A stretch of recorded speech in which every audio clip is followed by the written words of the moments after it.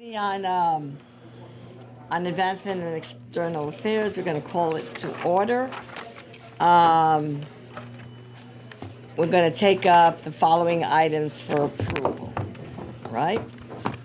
One is the approval of the minutes of April 29th. Do I have a second?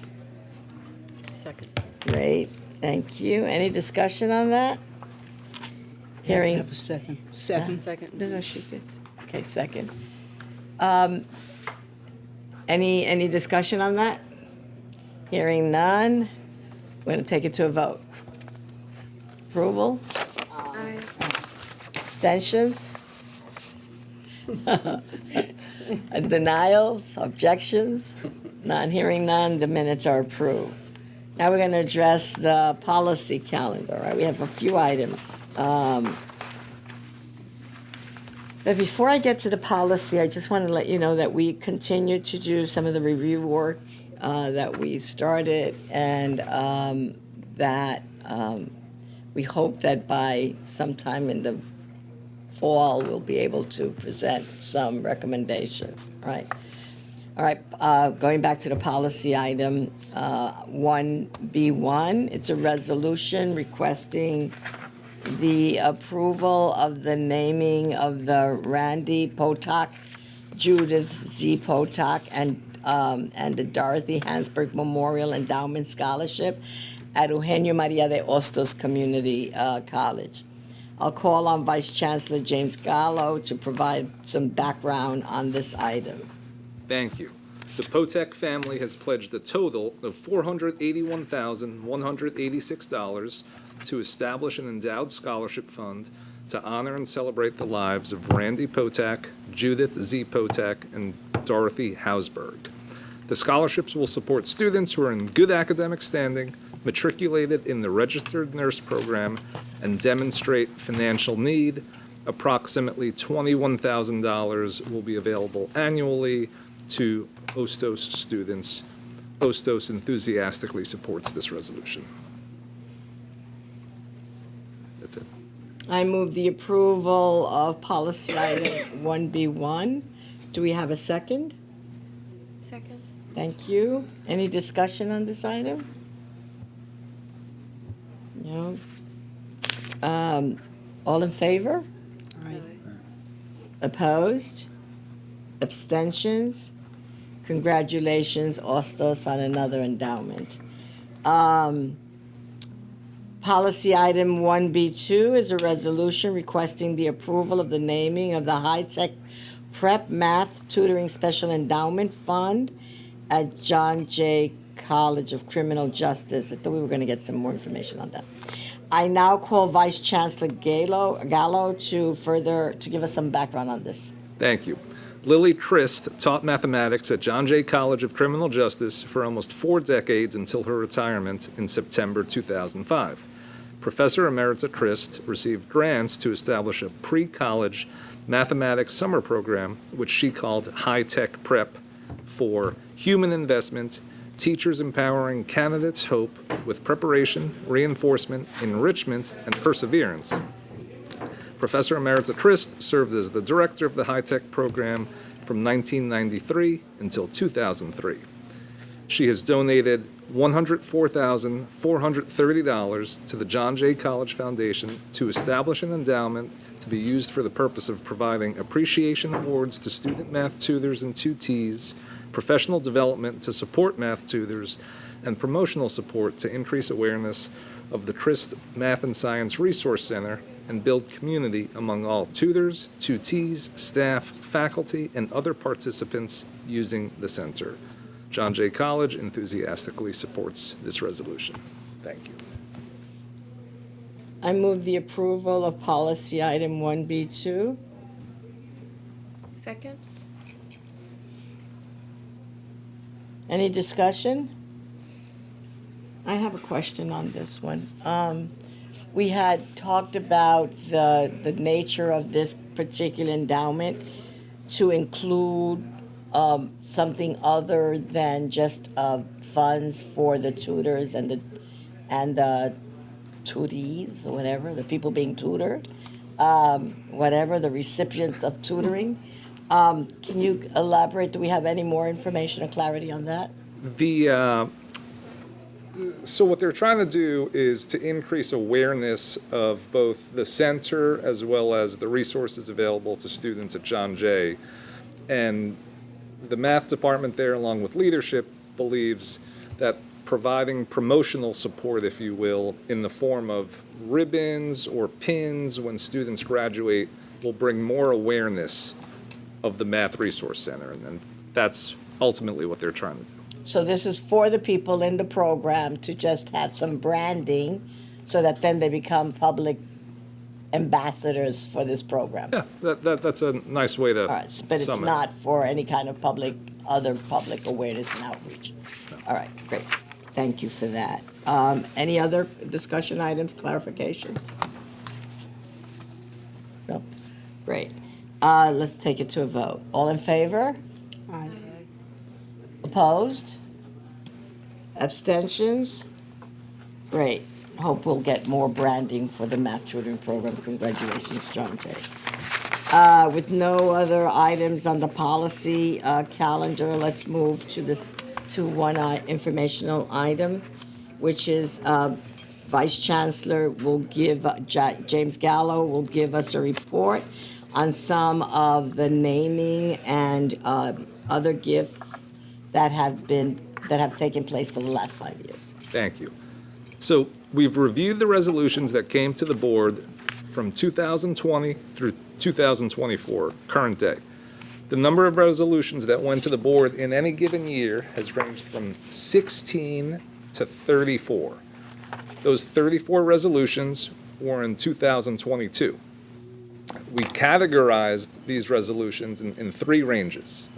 So gifts of less than $100,000, gifts between $100,000 and just under $1 million, and gifts of over $1 million. So in these 5 years, the gifts less than $100,000 that went to the board for approval were remarkably consistent, with each year having either 6 or 7 resolutions in that amount. So each year was 6 or 7. Gifts between $100,000 and just under $1 million had a wider range of between 8 and 18 gifts in a year, with the 18 also coming in 2022, which is the year that we've had the most resolutions. Gifts of $1 million or more had a range of 2 to 9 gifts. And again, there's a theme here. Those 9 gifts came in 2022. In the current year that we're in 2024, the board has reviewed 16 resolutions, including today's. I would expect us at the end of 2024 to be in that range and possibly come close to that 34 resolutions, which is the highest number that we've reviewed thus far.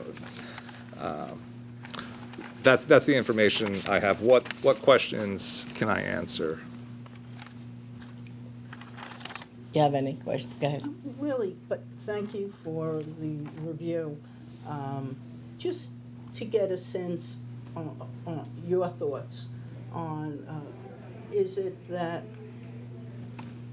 there a focus or a particular thing that the colleges feel that they have being with CUNY, branding with CUNY? Is it that they feel that, I'm talking about on behalf of the support, that they may feel would be helpful here in terms of other ways of helping them with, to get the gifts that they're looking for? And is there anything in particular that we should be focused on with respect to the gifts as to information that they may need or the outreach that they're doing? Is there something that's consistent that you have seen? I think it would be helpful for us to have more, increased transparency of the largest gifts, right? So gifts of $1 million or more, and that's something we've been trying to provide to this committee through information items.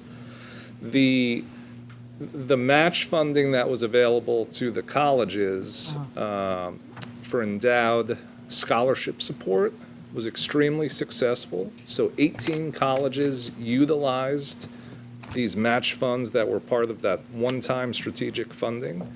So we had $4 million, and with that $4 million, we created just over $22 million in new endowed scholarships at each college, at 18 of the colleges, I should say. And that seemed to have worked really well for the schools.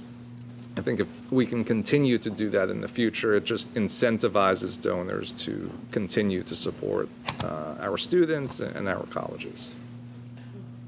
Thank you. So I have another question.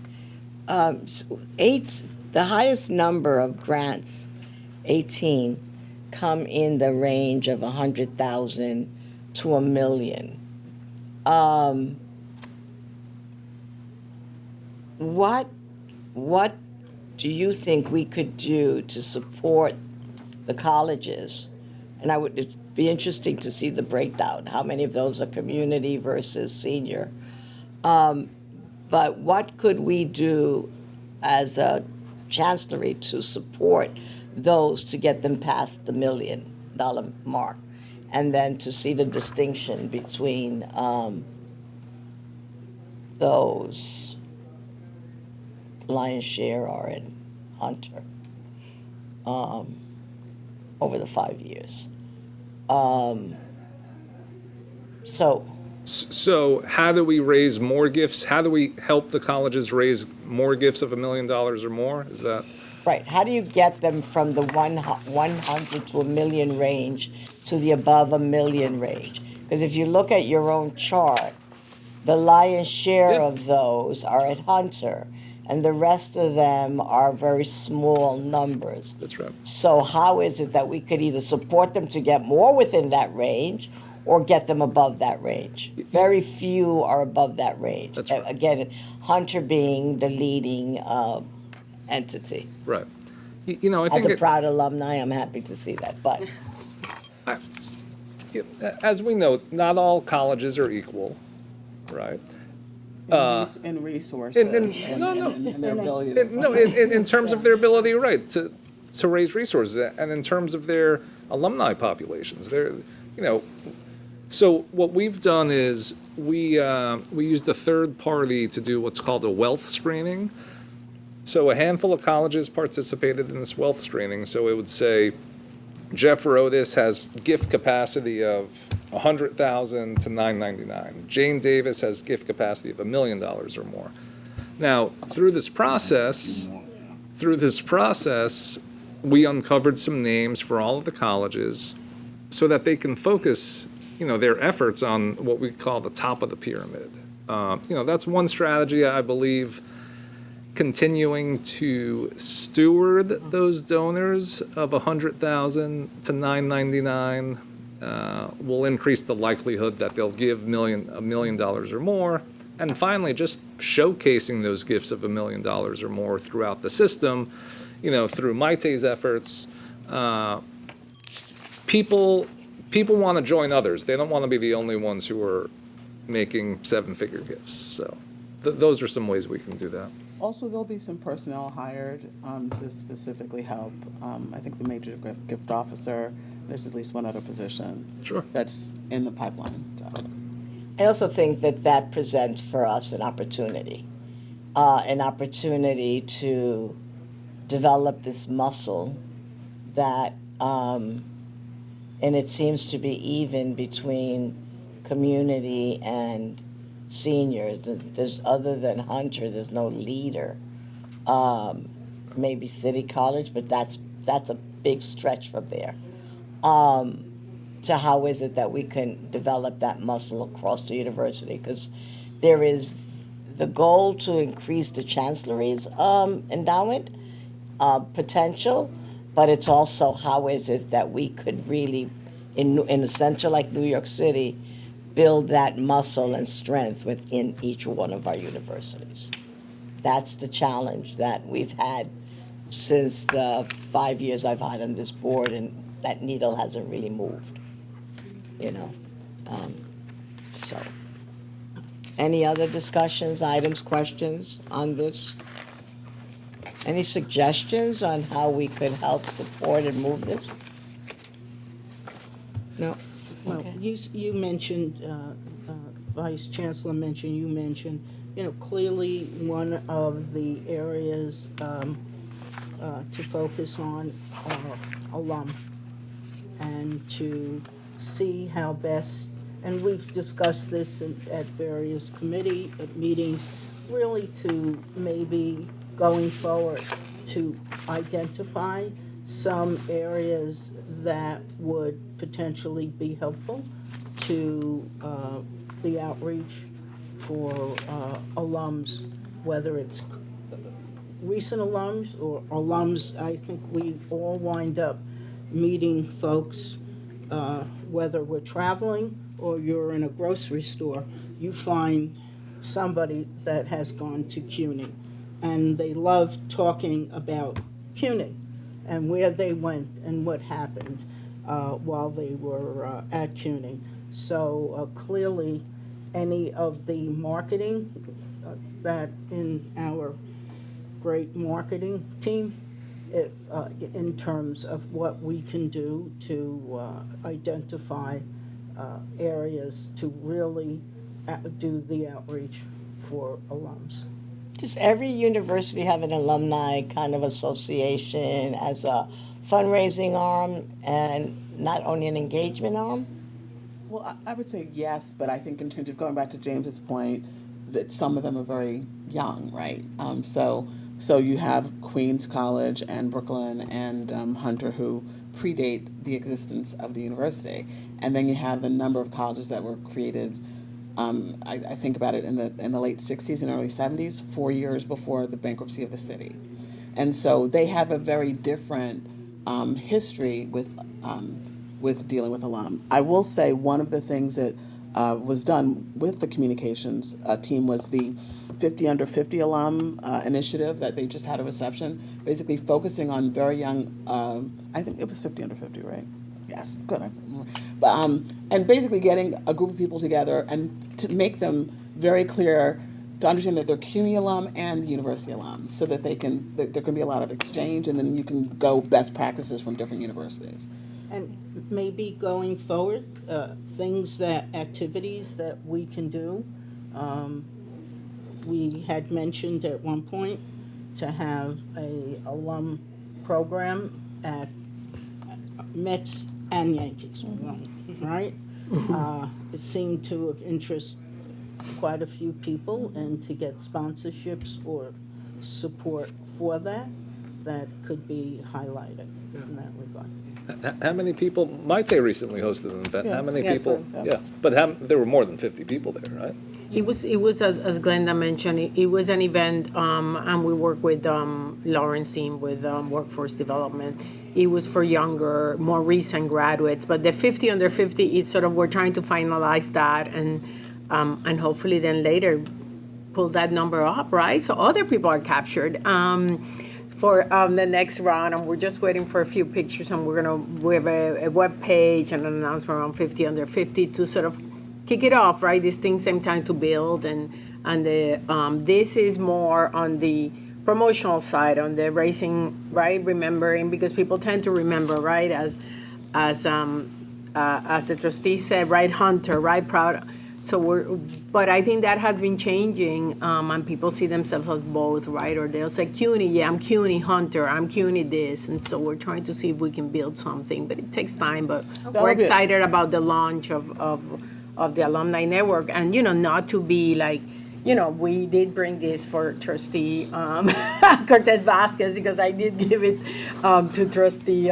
This is the new logo, and we have a sweatshirt and stuff for you when we stop. Not to be on message. Thank you. It was given out at a previous meeting. Meeting, For yeah. those that don't have it, I carry it everywhere. It's very convenient, but people do stop and want to have to say hello and have conversation. Yeah. So it's effective. That's how it. Yeah. And that event was really lots of excitement. So I'm looking forward to the campaign that accompanies it, because it was really a really great conversation with younger alum, talking about networking, talking about how they work together. It was Get it was them pretty into- amazing. Get them into the discipline of giving early. Exactly. You know, so you can become the second charity of choice. You won't become the first, but at least become the second charity of choice. Any other discussions or comments? Hearing none, I move that this meeting adjourn. And I have a second? Second. Okay, thank you.